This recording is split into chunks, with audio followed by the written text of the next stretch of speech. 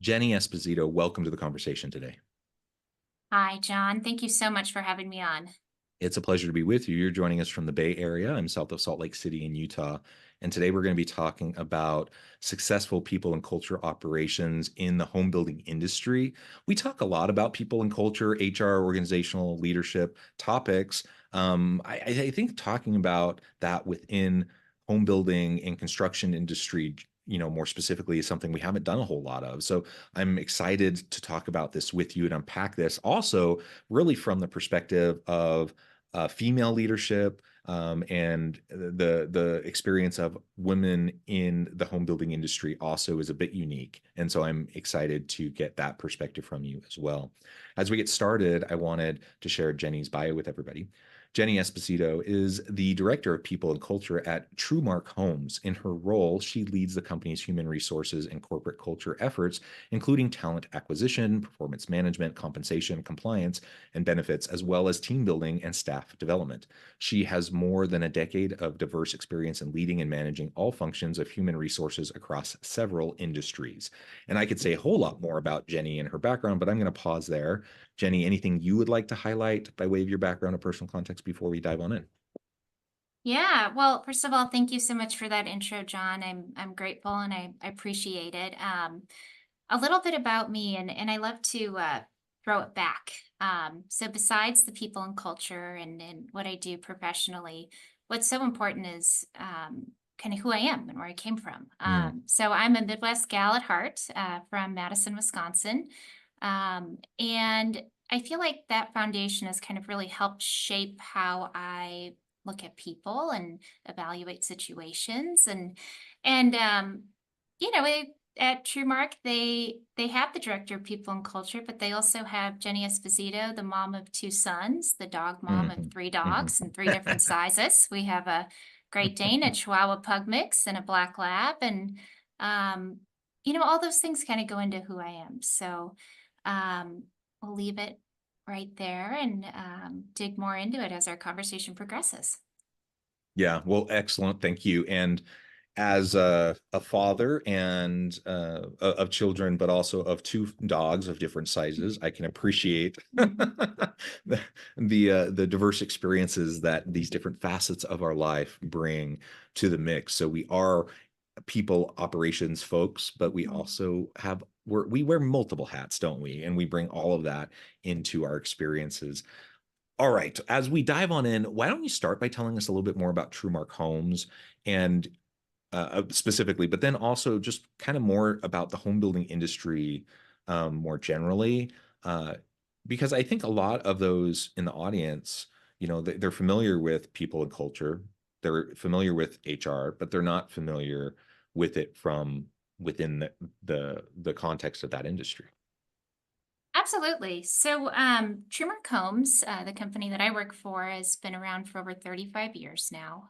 We started in the Bay Area and we've grown. We've had really exciting growth. We've grown to Southern California. We started organically in Denver, Colorado, and just recently acquired a division in Central California.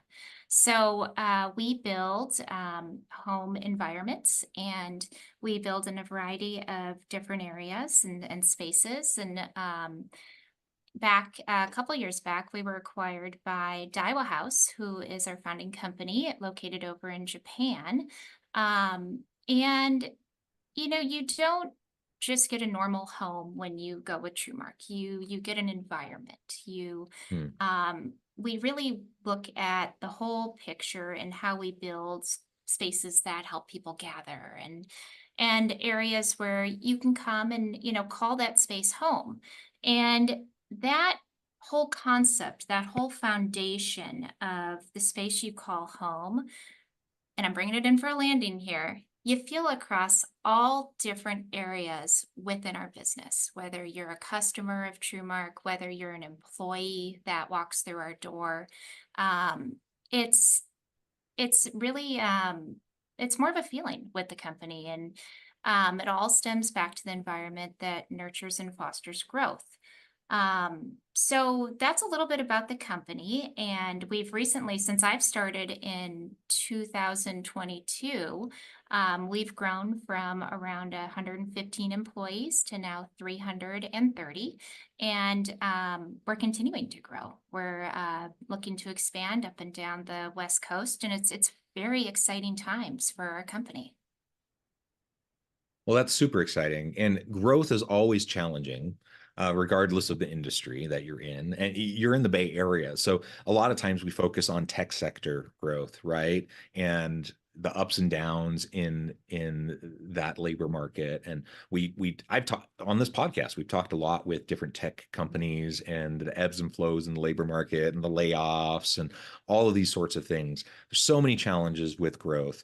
But those same challenges apply when you're talking about growth in any sort of company. So even in home building and the construction industries, growth is hard because anytime you're scaling, anytime you're growing, anytime there's acquisitions, you're trying to bring in people. You're trying to mold a culture. You're trying to adapt. And all of that brings with it. I mean, it's not like you're starting with a clean slate across the board. That would still be hard to create a really good, healthy culture with us starting from a clean slate, but you're not. You're starting with like everyone bringing their own stuff and their own baggage Mhm. and trying to create a healthy culture from that. Um, Talk a little bit about that because you talked about having, a healthy culture, an inclusive culture, one where everyone wants to come work. And also, even if we bring it in from kind of the female perspective, um, you know, a home building industry that's probably more predominantly male, trying to create an environment where you're making it welcoming and inviting to also the female demographic. Like, how do you do that in a scaling environment, when culture is just a hard nut to crack in any environment?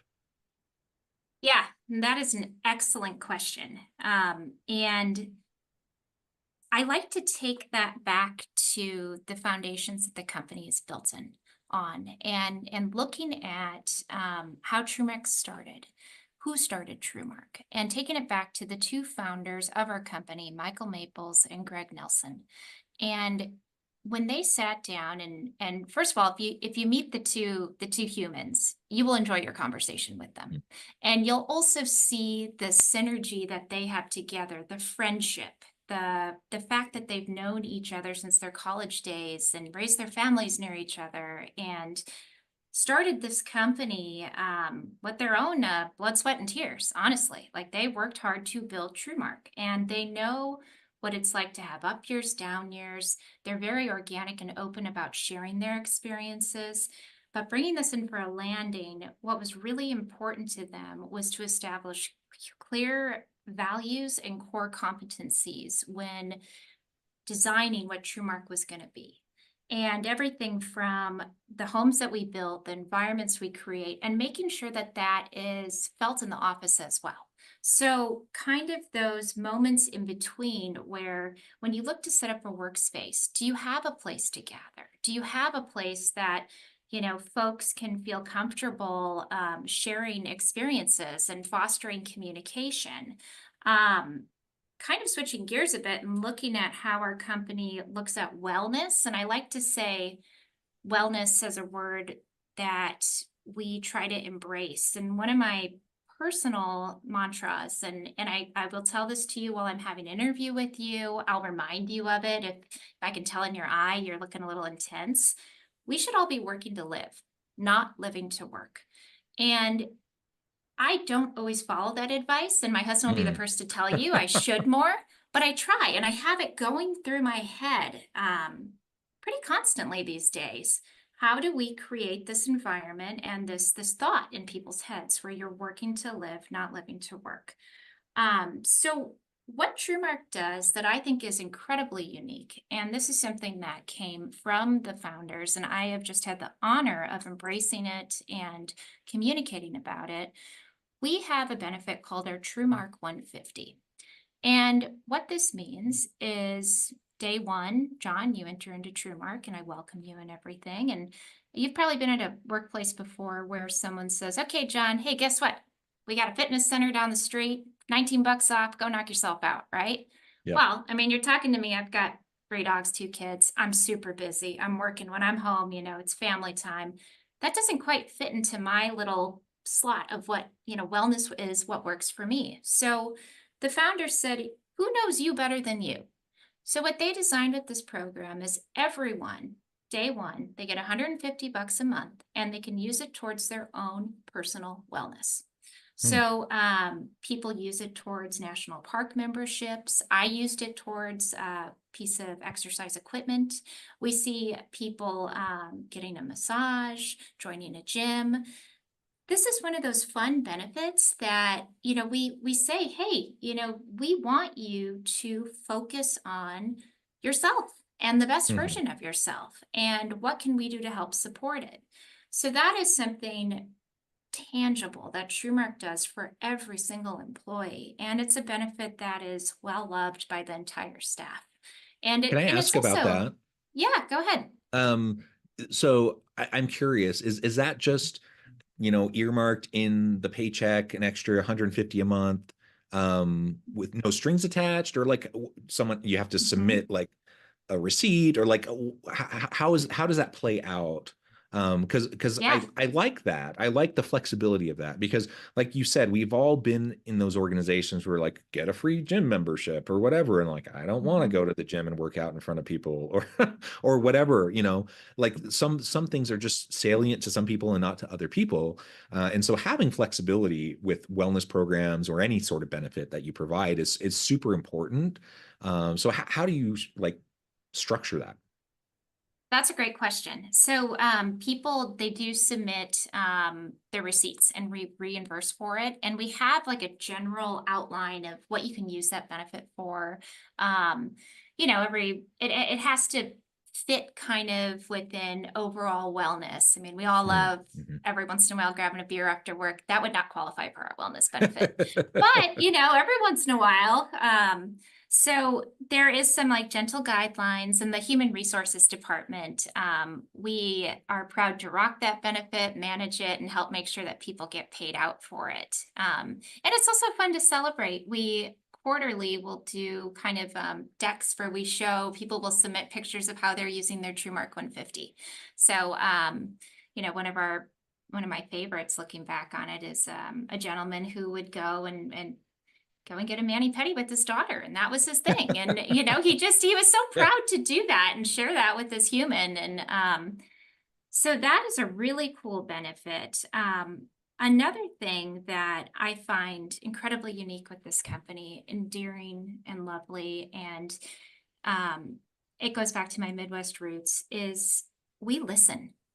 Mm, And I've helped to craft and build an HR department where that's just part of who we are. So when it comes to benefits, what's working, what's not, we listen and we encourage employees to share with us. And we can't always fix something, renegotiate, but sometimes we can. And I'll share a little success, and it just kind of resulted from listening. It was a couple years back, and I'd had a few employees say, "Hey, guess what? My children use our orthodontist of benefit, and why don't we have that for adults? I mean, I want to get my teeth fixed. I'm turning 45 and this is my thing, and I want to do this." And I said, that's a great question. And mm. I took note and I asked our benefits broker, and guess what? TrueMark now offers, and I'm going to totally just spill the beans with this, and probably everyone else is going to ask now. We now offer a benefit for adult orthodontics. And guess what? There was no additional charge to us. We just asked. Nice. So we listen. I think that goes back to my Midwest roots. Again, I keep coming back to that about not being afraid to listen, to ask, and to get scrappy. I like that word. We get in there and we like talking to our employees. And all of those things, they go into creating kind of what I'd say is a safe space for employees to be in. And going back to one of your other themes about how do you attract people to work in your work environment, women in Yeah. construction. I mean, I worked for a Yeah. general contractor for years and before coming to TrueMark, a great company as well. What I have found is it starts with the space you've created. Because if you have a work environment that is authentic and you lead with wellness and you have humans that honestly, we call it the Jenny Sniff test. Would you want to go get a cup of coffee with them? Right? You have humans that work in your space that you'd want to go grab a cup of coffee with. They attract other humans that bring that same type of energy. And it's not something you have to force. Um, so there are little things though that I thought when I was looking at how to grow this department and what I could do to help the management team, because some of this stuff, the people stuff, engaging, it comes easier to others than some. And, you all come from different walks of life. And Yeah.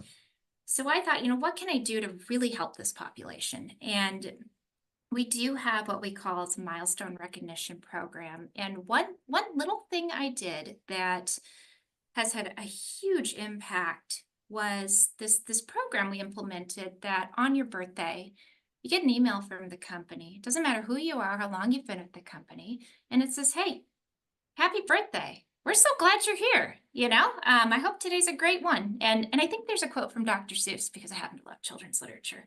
And that has landed on so many levels. One, I don't know if you've ever had this happen to you, but how awful do you feel when you're having a conversation with someone or a meeting and it's their birthday?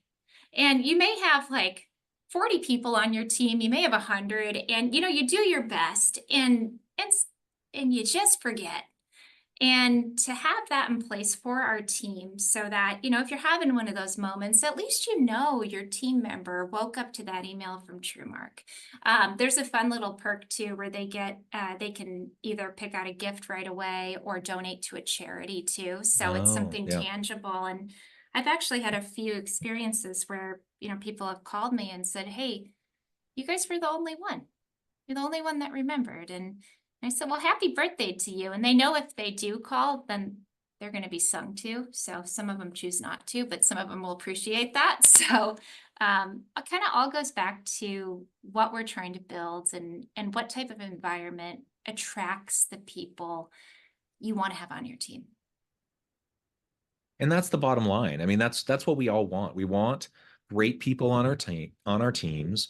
We want a great, healthy, dynamic environment where people are excited to come to work. I mean, not everyone, nobody loves everything they do at work every day all the time. Like we all have things that we have to do that we don't love, or that aspect of your job that you kind of have to slog through. Everyone has those things, but you try to create an environment where we can be supportive of each other in those things. And so if we all have to, like, I think of like the show The Office, and there are so many like bad examples of like what not to do in that show. But like one of the things that would often happen is like quarterly, they would have to, I don't even remember what it was, but they'd have to like do quarterly closeout reports or whatever. And so once every quarter, they'd have to stay late and like fill out all these forms or whatever. And it was a miserable job. Nobody liked to do it, but they would make sure that they stuck together. They would do it together, and then they'd go get drinks afterwards or something like that. Right. Mhm. Nobody likes to do it, but just like make sure that you do it in a way that everyone feels supported and that you're part of a workplace community together as you do it. And hopefully, There you go. most of what we do is stuff that we like to do and that we are good at and that bring meaning and purpose to us. So maybe it's an 80-20 kind of a split or a 70-30 kind of a split. We can't always do what we love, but hopefully we do a lot of what we love. But when we can't, let's do it together. Let's do it in a way that we can find fulfillment together. I think of it just like at home. Like, I don't love cleaning toilets. I don't love sweeping up the garage. I don't love doing the laundry, but I do those things because I have to help out around the house. Like my kids do Mhm. chores. They don't love doing the chores. Nobody likes, I mean, I guess some people probably like doing yard work, but I don't think anyone in my family loves doing yard work or like pulling weeds, but we got to do it. Someone's got to do it. And so we try to make it as fun as possible and we make a game out of it and we do it together. And when you do that, everyone's lifting together, I guess is my point. And that Yeah. makes all the difference in the world. Absolutely. And I think one thing that I would just love to talk to you about too is the whole interview process and how you attract those types of humans to come into your company, right? Because you love to say it's your network. Oh, my network's fantastic. I can get anyone to work for me because of my network, this, that, and the other. But kind of circling this back to the initial conversation and who has that conversation with the person you're trying to bring into your company, right? And how do you so I spent a lot of time talking to you about Trumer culture, and a lot of it's a feeling too when you're in our workspace. And John, I'd like to invite you if you ever find yourself in the Bay, let's go grab a cup of coffee. I'd love to show Awesome. you Trumark and you can actually experience this. But when it comes to that interview, I'm a bit quirky, I'd say, on how I approach it. And what I am looking for, if we have an interview with each other, I actually don't like that word. I call it a conversation. And I'll often lead with that too. And I especially if I can tell a candidate's a little nervous or, Yeah. what does she want me to say? And I don't want them to say what they think I want them to say. I want them to share who they are so we can both assess mutually if this is a good fit for them.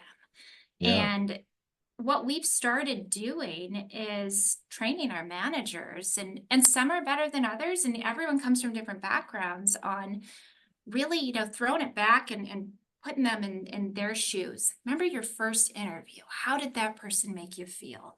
And so I'll often lead with saying, thank you for having this conversation with me. It's so good to see you. How's it going? And some kind of an icebreaker. And then I'll just say, what brought you here today? Tell me your story. And that usually the person will start going through their resume, how they came to this position, and I'm kind of taking notes, but a lot of times we're on a Teams call and I'm watching them and I'm just seeing, okay, how they doing? And then we'll kind of we'll dig a little deeper and I'll ask a few of the questions around, you know, um, what appealed to you about this job? What type of work environment are you looking for? But then I come in with my favorite question. And everyone on my team knows that they must ask this question. And I'll look this person in the eye and John, I'll ask you this question right now. Um, what makes you you? So I try to operate by the philosophy of we work to live, we don't live to work. Hmm. When you're not working, because I hope for you, you're not working 24/7. What makes you you? What do you like to do on the weekends? What book you reading? Tell me about you. Yeah, and for me, it's really my family. I'm married 22, almost 23 years, six children, two dogs, and I everything I do is for my wife and my kids. And so the hobbies that I have usually revolve around my family in some way. The time I spend outside of work, it revolves around my family. And so my work is to support that life. And like you said, hopefully I have a good life work harmony and balance, and so that the two kind of work well together. Thank you. I appreciate you sharing that. So that question is one of those questions that goes into this whole wellness factor, right? And and how are we attempting to create inspiring work environments that have humans, have our employees feel like this is a place they want to stay at for a long time. I recently listened to a podcast where they were talking about what retains an employee, and you asked some of the C-suite and they said, "Oh, this person left because they got so much more money and I couldn't match that and they just had to go." And then you actually ask the employee and they say, I didn't have a connection with that team or my manager. They Hmm. didn't seem to even really care if I came in or not. And it's those little things. That's what plants that seed to make it grow. And looking back on my career now, and it's so funny saying looking back on my career now.